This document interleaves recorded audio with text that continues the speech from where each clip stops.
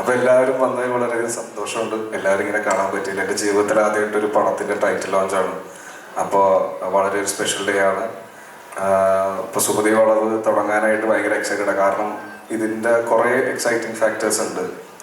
അപ്പം അത് വഴിയെ പറയുന്നതാണ്. ഇപ്പം പറഞ്ഞ് കൊളവാക്കാനുള്ള രഞ്ജിൻ ചേട്ടൻ കൊളവാക്കിയ പോലെ. ഇല്ല, കുഴപ്പമില്ല. ഞങ്ങൾ നേരത്തെ ഒരു വട്ടം അനൗൺസ്മെന്റ് ചെയ്തായിരുന്നു തിരുവനന്തപുരത്ത് വെച്ച്. അപ്പോൾ പിന്നെയും മറക്കുന്നു വിചാരിച്ചു. പക്ഷെ കുഴപ്പമില്ല, കറക്റ്റായിട്ട് അത് പൊട്ടിച്ച്. വളരെയധികം സന്തോഷം. അപ്പോൾ ഇതേ സപ്പോർട്ട്, ഇതേ സ്നേഹം പടം ഇറങ്ങുമ്പോൾ വേണം. ഞങ്ങളുടെ പടം മാത്രമല്ല, ഇനി ഇറങ്ങുന്ന എല്ലാ മലയാള സിനിമകളും എല്ലാവരും സപ്പോർട്ട് ചെയ്യുക, എല്ലാവരും ഇരികൈ നീട്ടി സ്വീകരിക്കുക. Thank you so much. എല്ലാവരും അറിയുന്ന ആൾക്കാരൊക്കെ തന്നെയാണ്. IMA ഒരുപാട് തവണ വന്നിട്ടുണ്ട്. പക്ഷെ ഇപ്പം IMA ഒരു അത്ഭുതമായിട്ട് തോന്നുന്ന ആദ്യമായിട്ടാണ്. ഭയങ്കര സന്തോഷമുണ്ട്. അതുപോലൊരു കഥ എന്നോട് പറഞ്ഞപ്പോൾ തന്നെ ഭയങ്കര ഹാപ്പി ആയിരുന്നു. പിന്നെ മാളികപ്പുറം കണ്ടിട്ടുണ്ട്. അഭിലാഷോടെ എല്ലാ പടങ്ങളും ഞാൻ കണ്ടിട്ടുണ്ടെന്ന് പറഞ്ഞിട്ടുണ്ട്, ഓർമ്മയുണ്ടാവും. കടാവർ ഉൾപ്പെടെ ഞാൻ കണ്ടിട്ടുണ്ട്. അപ്പോൾ ഭയങ്കര സന്തോഷമുണ്ട്. നല്ലൊരു ക്രൂവും കാസ്റ്റും ഒക്കെ ഉണ്ട്. പിന്നെ അർജുൻ ബ്രോയുടെ കൂടെ വേറൊരു പടവും നമ്മൾ ഒരുമിച്ച് ചെയ്യുന്നുണ്ടല്ലോ, റൊമാൻസ്. ഭയങ്കര സന്തോഷമുണ്ട്. ഇവിടെ വന്നതിനും എല്ലാവർക്കും thank you so much. And ചേട്ടാ, special thanks to you. Thank you so much. നല്ലൊരു പടമായിരിക്കുന്നു വിശ്വസിക്കുന്നു, അല്ലേ?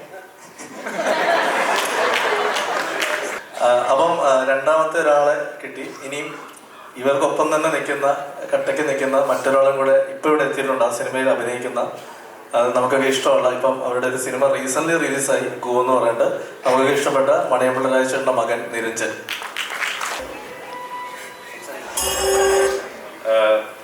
ഭയങ്കര എക്സൈറ്റിംഗ് ആണ്. ഇവിടെ ഇത്രയും ഇങ്ങനൊരു ലോഞ്ച് ഞാൻ കണ്ടിട്ടില്ല സത്യം പറഞ്ഞാൽ. ഭയങ്കര ഹിമങ്കസ് ലോഞ്ചാണ്. അപ്പം അത്രയും വലിപ്പത്തിലുള്ളൊരു സിനിമ തന്നെയാണ്. പിന്നെ 5 ദിവസം മുമ്പ് പറഞ്ഞൊരു സംഭവം ഞാൻ ഒരിക്കലും മറക്കില്ല. എന്നെയാണ് ഡ്രൈവറായിട്ട് കൊണ്ടുപോയത്. അപ്പം കൈ വറച്ചാണ് എനിക്ക്. പിന്നെ എന്തായാലും അത് ഞാൻ ഒരിക്കലും മറക്കാത്ത ആ പേടി ഇപ്പോഴും വിട്ടു മാറുന്നില്ല. ഇപ്പം ഒറ്റയ്ക്ക് കിടക്കാൻ പോലും പറ്റാത്ത അവസ്ഥയായിട്ടുള്ള. അതുകൊണ്ടാണ് ഞാനിന്ന് വിഷ്ണുവിനെ കൊണ്ടുവന്നത്. വളരെ രസകരമായ സംഭവമാണ്. ഞങ്ങൾ രാത്രി പോയി, ഞങ്ങളൊക്കെ ഹോട്ടലിലും പോയി. നിരഞ്ജൻ തിരുവനന്തപുരത്ത് തന്നെ വീടാണ്, വീട്ടിലും പോയി. രാവിലെ 5 മണിക്ക് തന്നെ വിളിക്കുകയാണ്, ചേട്ടാ ചെറിയ പ്രശ്നം ഉണ്ടായിരുന്നു. അവൻ ഞങ്ങളൊക്കെ ഇങ്ങനെ പേടിച്ചിരിക്കുമ്പം ഇവൻ സേഫ് ആണല്ലോ, വീട്ടിലല്ലോ വീഴുന്നത്. ചേട്ടാ വീട്ടിൽ ചെന്ന് കയറി കട്ടിൽ കിടന്നപ്പോൾ തന്നെ കോളിംഗ് ബെൽ അടിച്ചു എന്ന് പറഞ്ഞു. പോയി തുറക്കുമ്പോൾ ആരും ഇല്ല എന്ന് പറഞ്ഞു.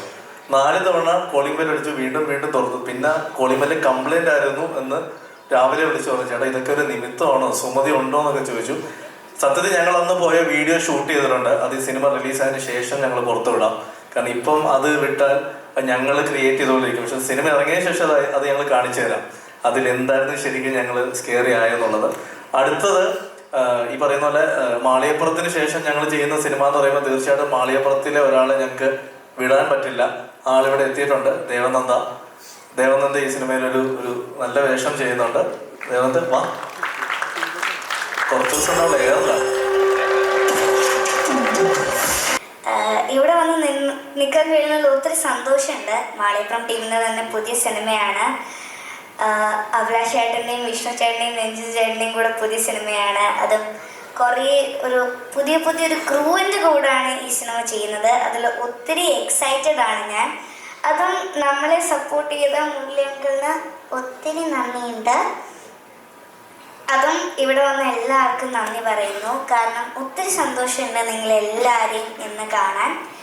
ഇന്ന് കുറച്ച് പേർക്ക് എത്താൻ പറ്റിയില്ല, പക്ഷേ അവർക്ക് നെക്സ്റ്റ് ടൈം എത്താൻ പറ്റുമെന്ന് പ്രതീക്ഷിക്കുന്നു.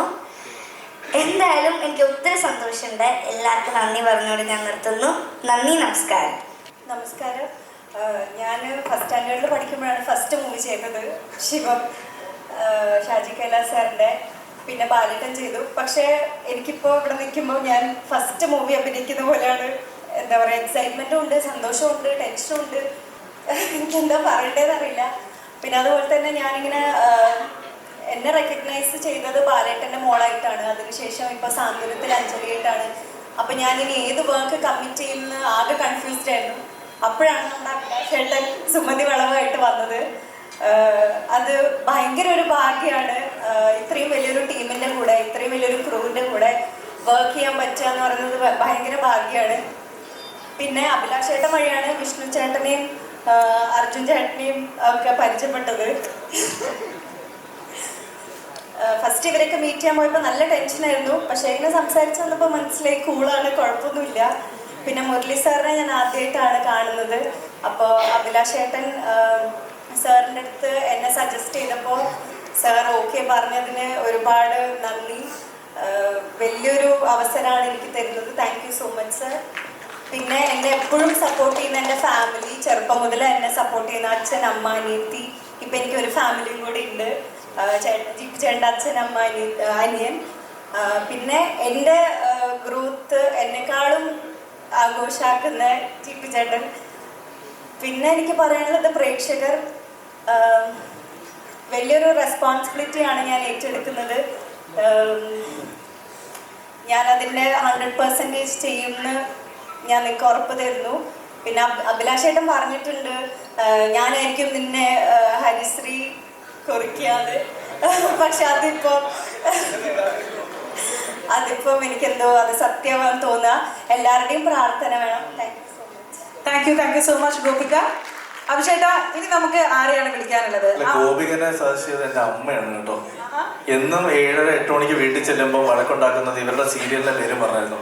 ആ സീരിയലിൽ നിന്ന് രക്ഷിക്കാൻ വേണ്ടിയാണ് സിനിമയിലേക്ക് വിളിച്ചത്. അപ്പൊ ആ സീരിയലിൽ നിന്നു, സീരിയൽ കഴിഞ്ഞു.